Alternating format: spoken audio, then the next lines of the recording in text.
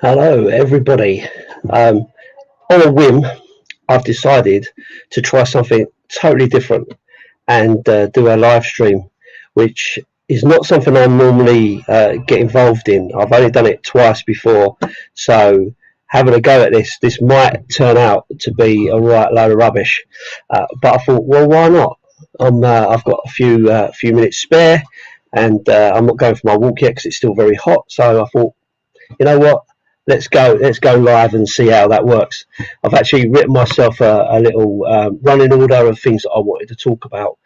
So this may go on a little while, and hence the reason why I thought a live stream would be better than me just kind of rambling on. But if you want to, I doubt anyone's actually watching this at the moment, and that's okay because it's not planned and it's at a whim.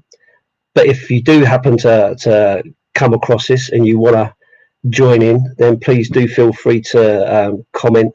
Hopefully they'll come up on the side here and I'll be able to see them as the time goes on. So well, hopefully afterwards this will still be on YouTube and you'll be able to watch it in a replay anyway, so you know it's there either way. So okay, so first things first, I thought I'd do a little bit of a review of Chelsea. I know I did a review video, but to be fair, I had a couple of beers, and so I was a little bit incoherent at times, I think, having watched it back, and I'm probably a little bit incoherent now anyway. So, but yeah, so as it stands, 6 days on from the match with Chelsea, and we still have massive salty tears from the Chelsea fans. And it is great to see, to be fair, and it's also great to see the London alliance of Arsenal, Chelsea, and West Ham is really staying strong with Chelsea, Arsenal fans, and West Ham fans getting involved in the conversation around that game.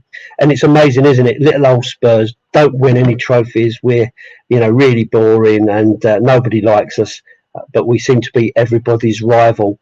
I even put a little picture up on TikTok, and I got a load of abuse. The obvious racist stuff about being a Jewish team and so on and all that, which didn't surprise me at all coming from a West Ham fan. But there you go, that is what it is. So I mean, the funny thing as well out of all of this is that the Chelsea fans have created a petition to get the referee barred from actually doing their games in future. So I think that's quite funny. I think it was up to 100,000 the last time I saw anything about it, which I think is crazy. I did have a look back just to see how bad Anthony Taylor has been for them and how poor their results have been. And to be fair, in the last 8 games that he's managed, I think it's 8 games, just checking, 8 games that he managed, they haven't lost a game. So it's quite interesting to see that they are that upset with this one guy, that he's always got an agenda against them, and yet there we are looking at him actually not letting them lose in the last 8 games. So I suppose it's all perspective, isn't it? So just a quick review on the Chelsea game. I personally didn't feel that we did very well. I felt that we played quite poorly in the game, but ultimately a draw is a great result. It's a lucky result, but it's a great result, right? Because if you are a poor team or a team playing poor football and you manage to get a result out of that, that's a sign of a good team. I've seen it over the years, time and time again, with teams like, it always used to be Arsenal, right? You used to watch them and they'd always manage to get a result when you wasn't expecting them to. That they were always the ones that scored in the last minute, or got a deflection or won a penalty right out of death, that they'd been playing poorly, and there you go, boom, they get a goal and drag out a draw or a cheeky win or whatever. And that's a sign of a good team. If you're going to be a team that wins trophies, you've got to get a result out of those kind of games.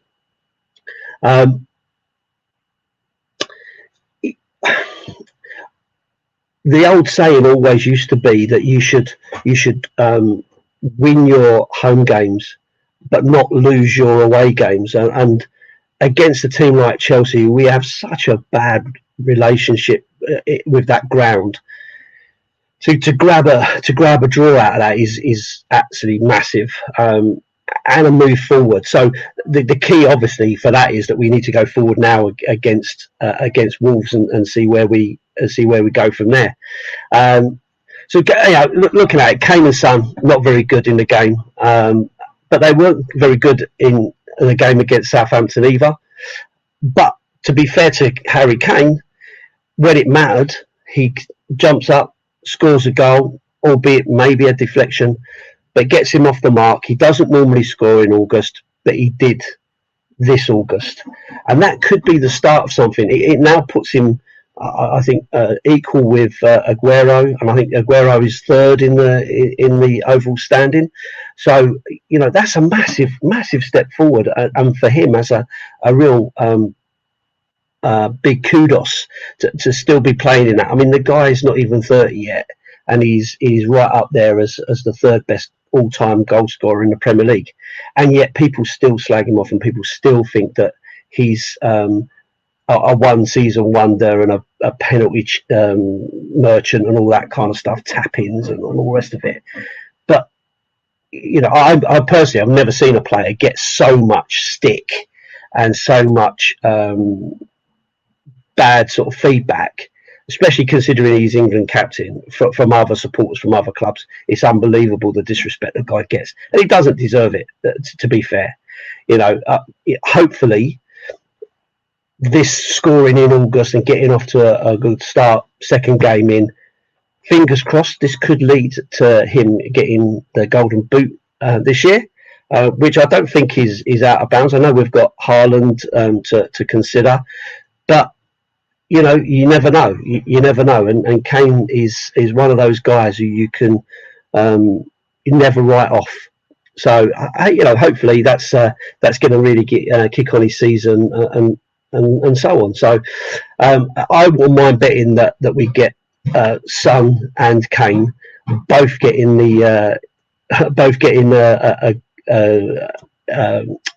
getting up there in the standings at 1-2 of the Golden Boot, which would be absolutely amazing. So yeah, it'd be interesting to see where we end up. But you've got to stick with him. He looks a lot happier than he has done for certainly at the start of last season, where we were singing "Are you watching Harry Kane?" So fair play. The Conte effect, the Paratici effect is clearly making a difference. So and it's making a difference to him, and that's what you want. You want players to be happy. Sonny, again, I'm just checking on my notes. Sonny had another poor game, but to be fair, he wasn't, even though he won the Golden Boot last season, there were periods last season where I felt that he wasn't at his best, but he still managed to do what he was supposed to do.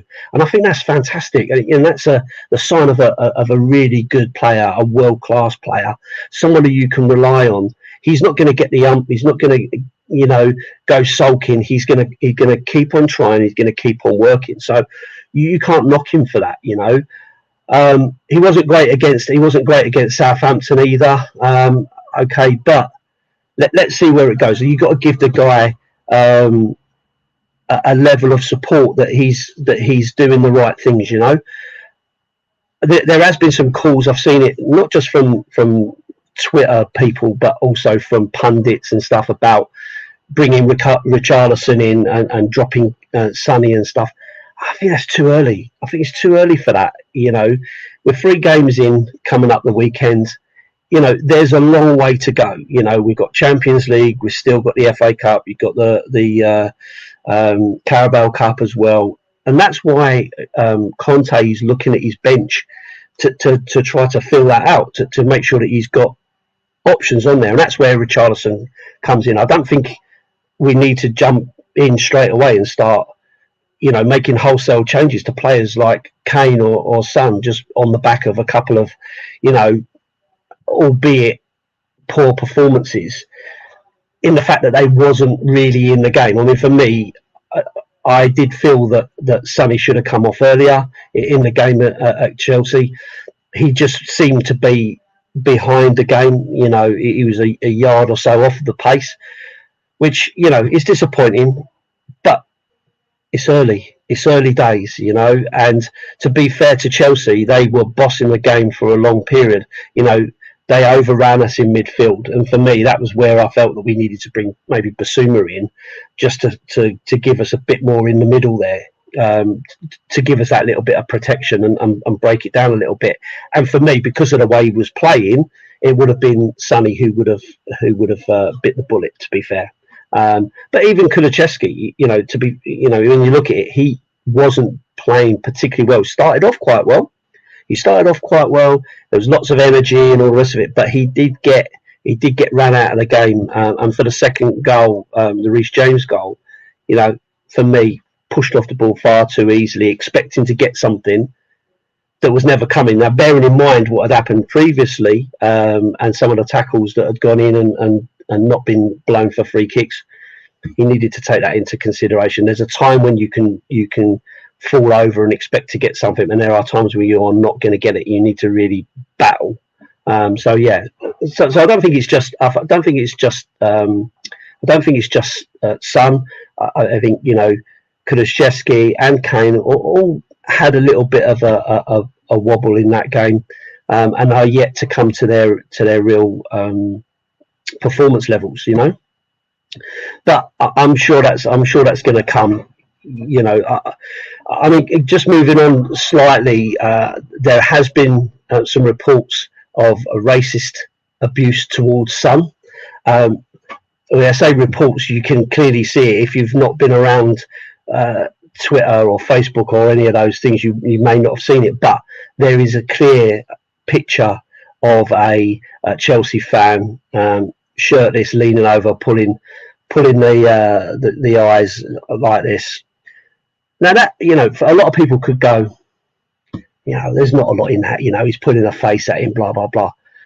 But for me, you know, being a football fan for a long time and watching football for a long time, it doesn't change. It's not a lot different, I guess, from the monkey behaviours of, you know, all this business that we've seen in the past. It just feels like some fans think it's more acceptable to do that. You know, they wouldn't maybe, you know, call out a black player, but because he's an Asian player, they think it's okay. They can get away with it. It's a little bit more acceptable. It's an acceptable racism.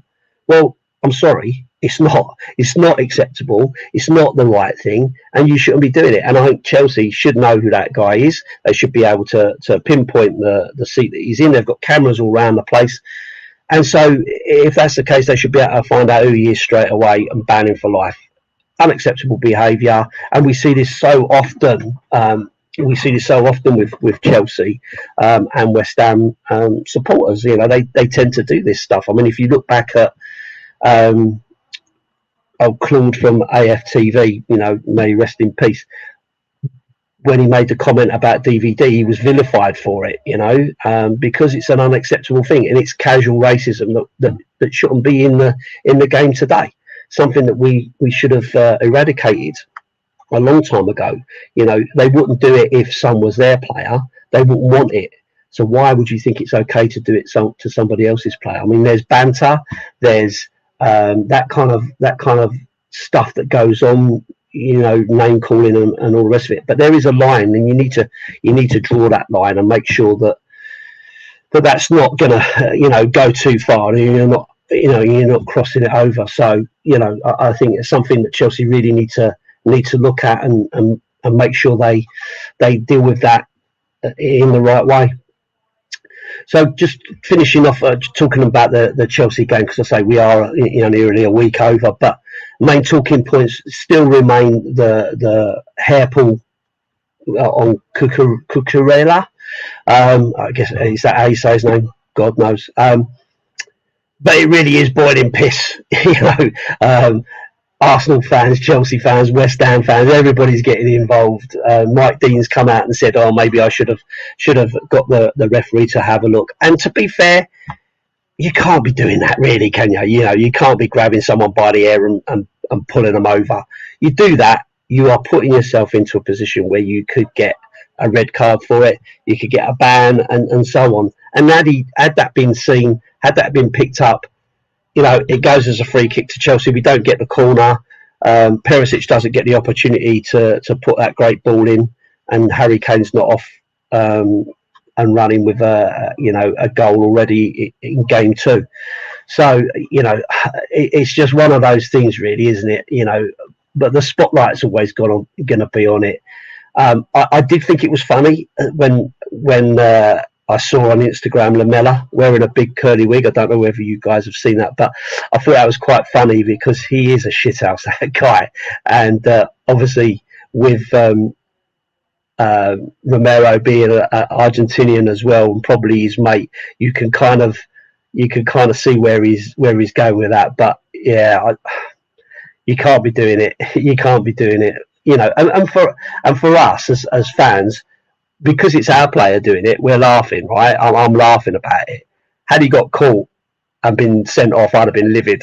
I'd have been absolutely livid. And if I was a Chelsea fan, then I wouldn't be happy with it, to be honest. But listen, it happened. It's gone. Move on, guys. It's 6 days on, and we're still got pundits and fans still bleating on about it. And trying to get the referee banned from their club, So it's quite a funny situation if you're not a supporter of that player. But of course, he's out, Romero, and I think I do wonder whether the hair pull was a bit of retribution for the foul that Cucurella did on him. I know that he has got that because we have seen that previously in other games where he's done something similar. But of course, that's why he's out now. According to Conte, the last that I've seen, that this is not a major issue. He's being kept out for just to be careful.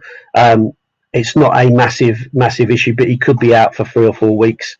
It's an interesting one because we did think it could be even longer. But the player himself says he's available or wanting to be available, but Conte's not taking that risk.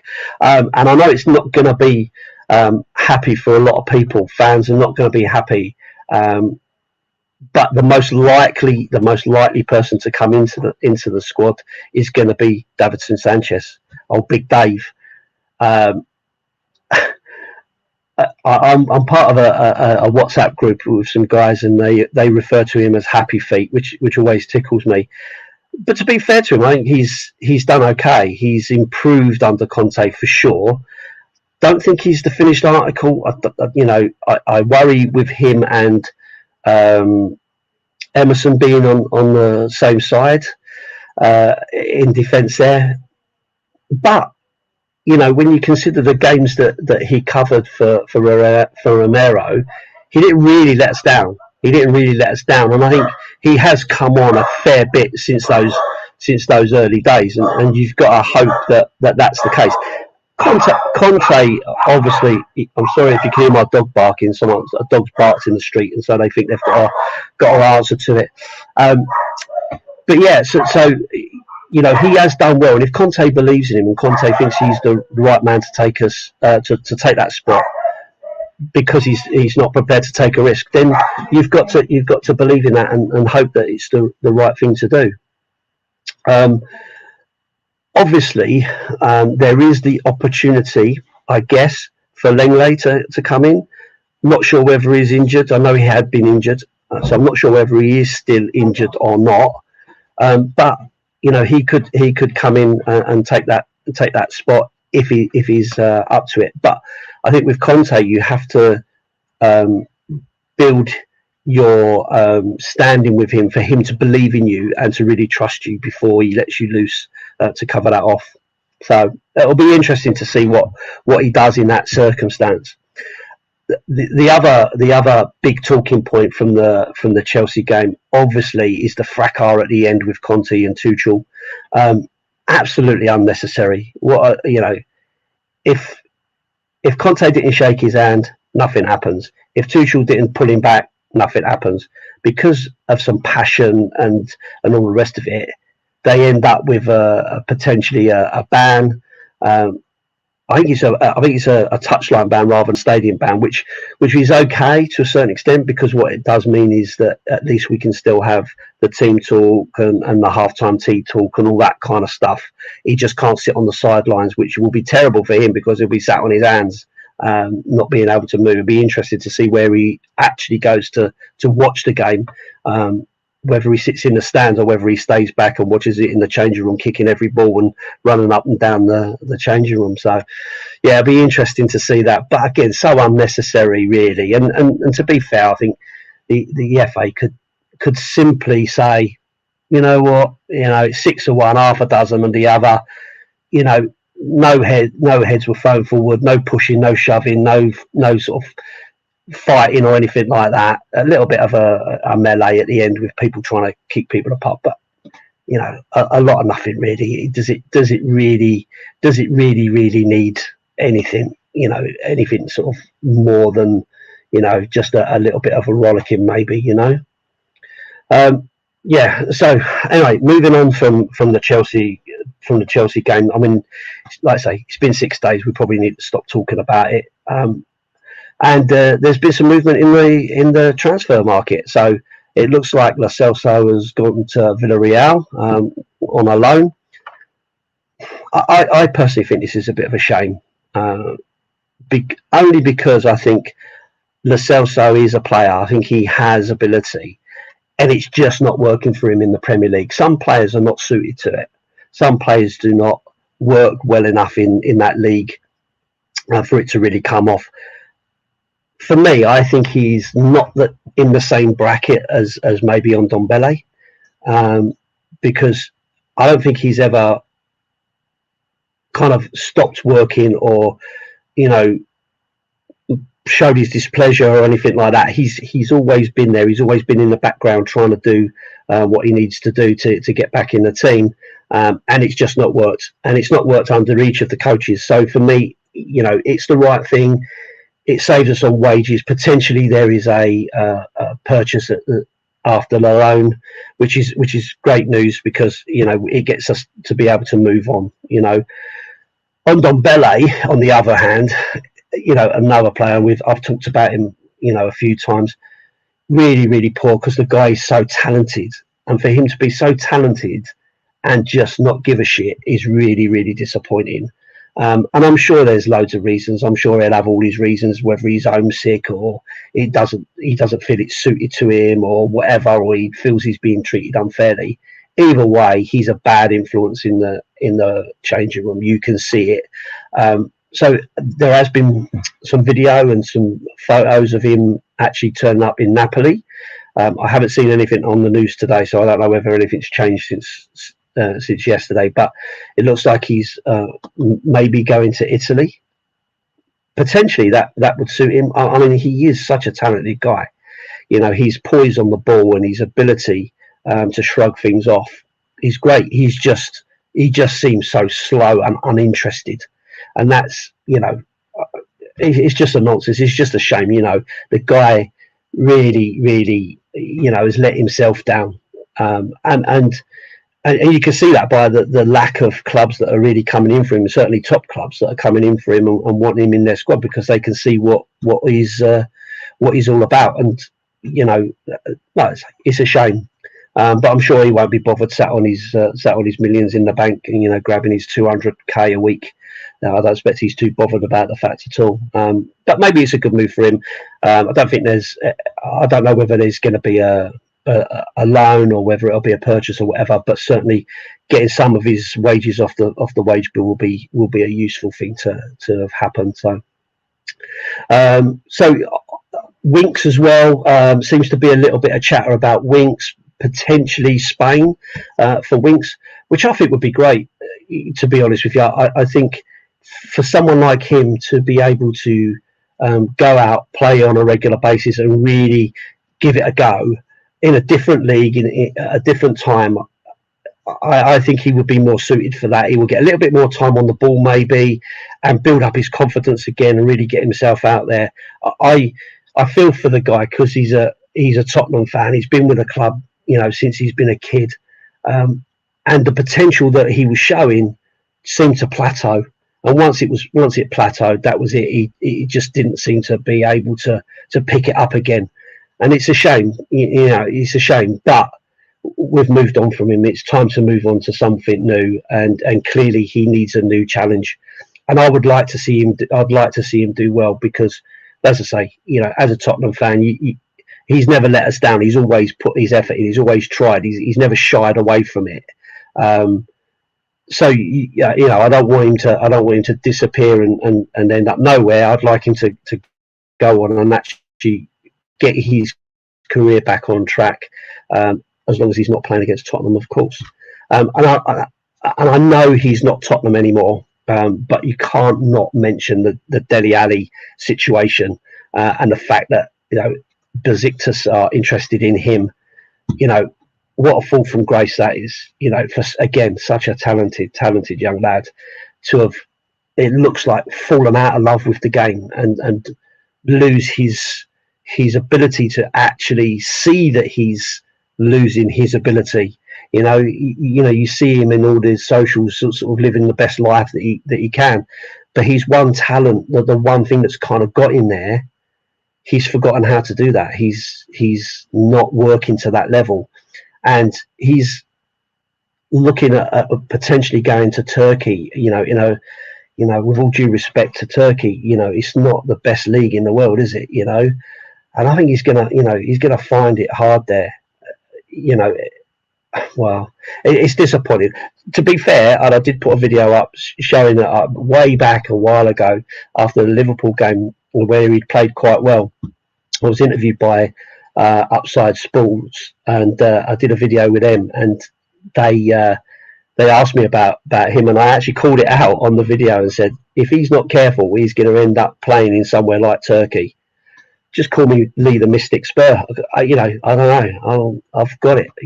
But yeah, disappointing to see this happening to the lad. But he's gone from Spurs. He's not our player anymore. And if he does get purchased, from what someone said to me, that we get 25% of that signing on fee. So it's not a bad thing in the end, is it? If we can get some money for him, we'd take it, wouldn't we? It all goes in the coffers, as they say.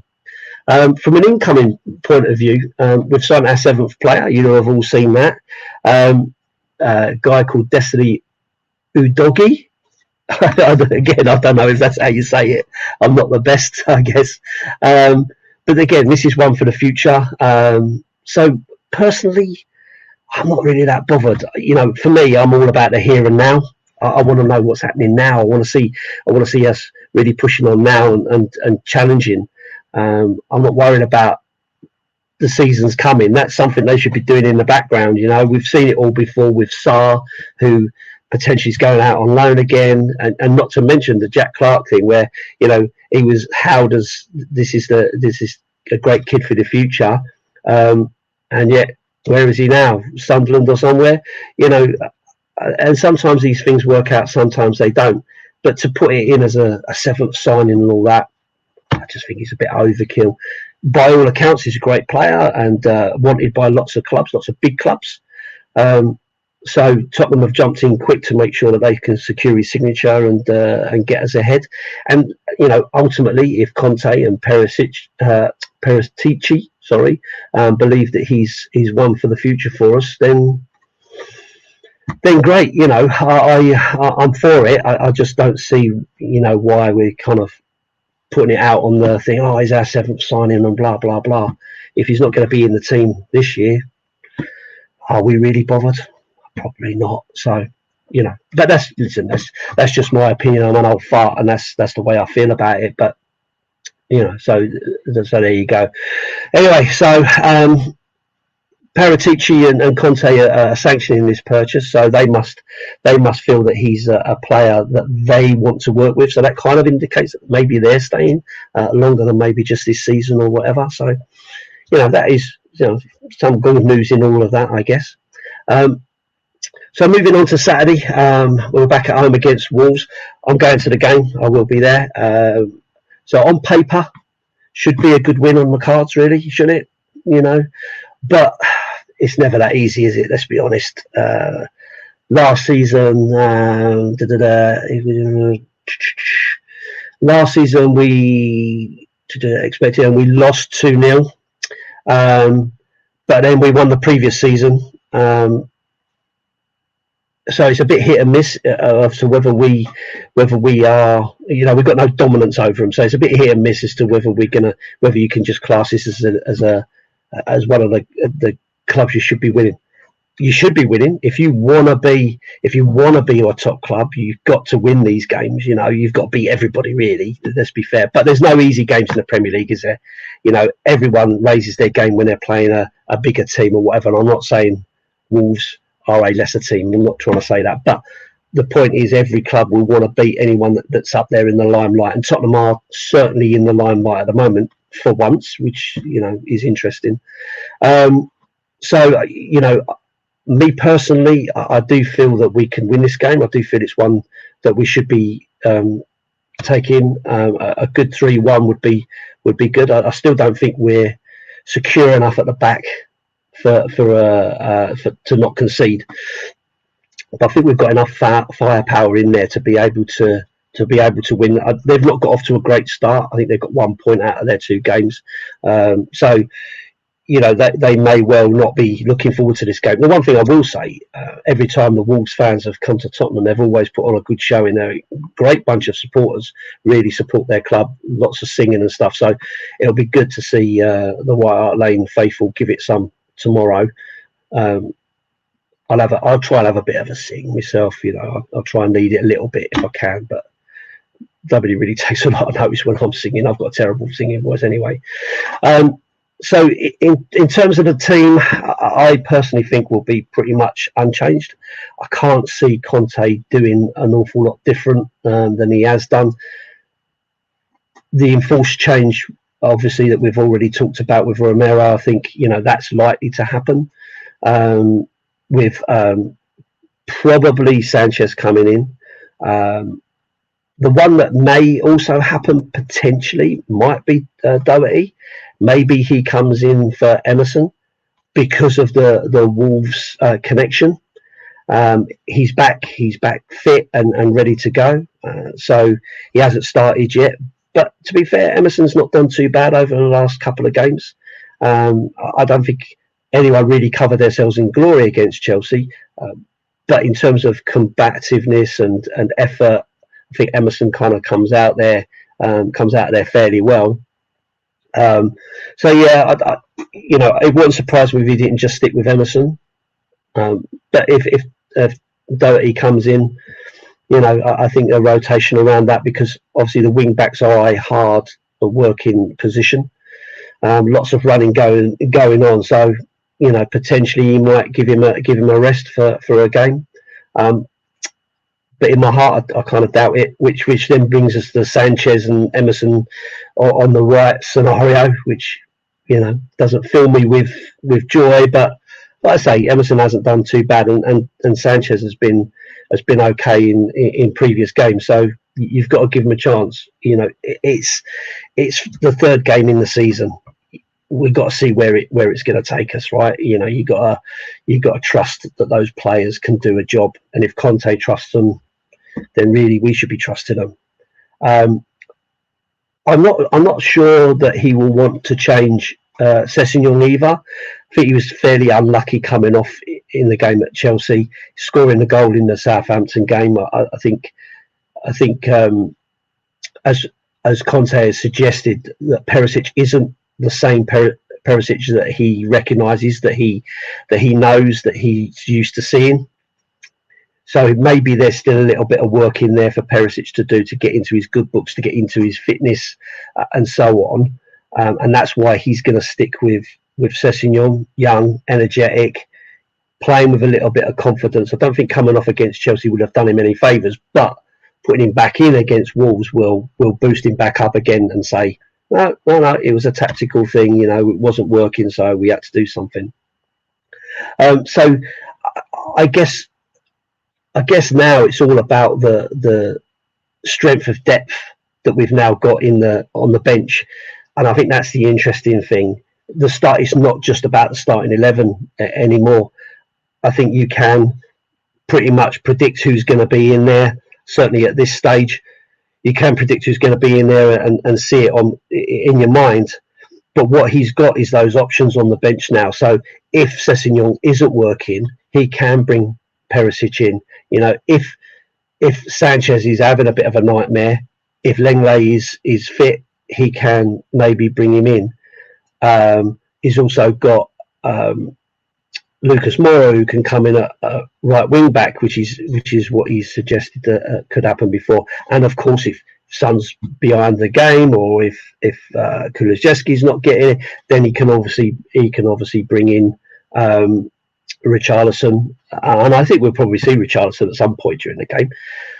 So you know, you can kind of see where he's going. I mean, you think back to last season, and he's looking behind him, and he's got Winks, and he's got, you know, Harvey White and Dane Scarlett and these kind of guys. And no disrespect to those guys, you know, they're young, you know, inexperienced and not of the quality as yet that Conte believes is enough for him to be coming into the team and challenging for a place. So, you know, he looks behind him now, and he's got Perisic, he's got Lenglet, he's got Bissouma, he's got Richarlison. You know, these guys are, you know, you've got Premier League experience in there, you've got, you know, Italian league experience and Bundesliga experience and so on, and the best players out of Everton and Brighton now sitting on your bench. That's got to give you a little bit of faith that you can do something different and change it, you know, to do something different and change the game if you really need to. But as we saw with Chelsea, it's not going to be over until the final whistle. We'll keep battling. I think that's one of the things that we've seen, certainly with the Southampton game. 1-0 down. Did we give up? No, we kept going, turned it around very quickly, hit them, you know, and that was it. The game was over, and you know, we took the points away. And I think that's where the mindset is for everybody at the club now. So yeah, so I'm quietly confident that we'll get away. I'm predicting a 3-1 win. Dare I say it? A 3-1 win. As I say, I am Lee the Mystic Spur. So 3-1 for me. I'm travelling up.